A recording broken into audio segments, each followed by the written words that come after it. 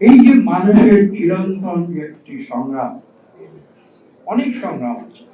আমি একটি শব্দ দিয়ে সেই সংগ্রামটিকে আমি চিহ্নিত করার চেষ্টা করবো, সেটি হচ্ছে যে সৃষ্টির উষালগ্ন থেকে যে একটি সংগ্রাম আজকে হাজার হাজার বছর ধরে মানব সভ্যতাকে তারা বিবর্তিত করছে, একটি পর্যায়ে যারা নিয়ে যেতে চেষ্টা করছে মানুষ, সেই সংগ্রামটি ছিল মানুষের অধিকার প্রতিষ্ঠার।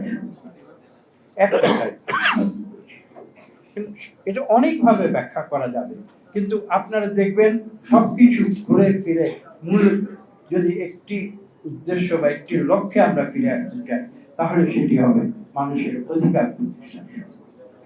এবং সেই অধিকার প্রতিষ্ঠার সংগ্রামে মানুষ যুদ্ধ করে চলেছে অবিরাম। এবং এই যে সংগ্রাম, এই সংগ্রাম আমি মনে করি এভাবে দেখি যে এটি একটি চিরন্তন সংগ্রাম।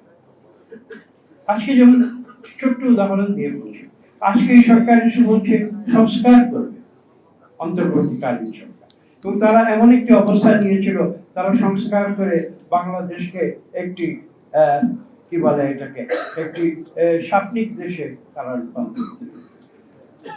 আসলে সংস্কার কিন্তু এরকম কোনো জিনিস নয় যে আমি আজকে সংস্কার করছি, কাল আমার সব উদ্দেশ্য সাধিত হয়ে যাবে।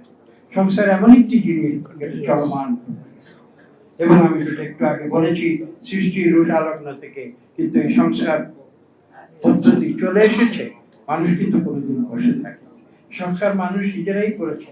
সবসময় যে সরকার করে দিয়েছে বা কখনো নেতারা করে দিয়েছে বা কোনো রাষ্ট্রপ্রধানেরা করে দিয়েছে সেটা কিন্তু এই সংস্কার পদ্ধতি চলার ফলশ্রুতিতেই কিন্তু আজকে আমরা একবিংশ শতাব্দীতে এসে দাঁড়িয়েছি। এবং এই সংগ্রাম প্রতিদিন চলবে, এই সংস্কার প্রতিদিন চলবে, এবং আমরা ধীরে ধীরে ক্রমান্বয়ে আমি এটা বিশ্বাস করি যে একটি উচ্চতর সমাজ ব্যবস্থায় আমরা আমি কিন্তু আমাদের এই সংগ্রাম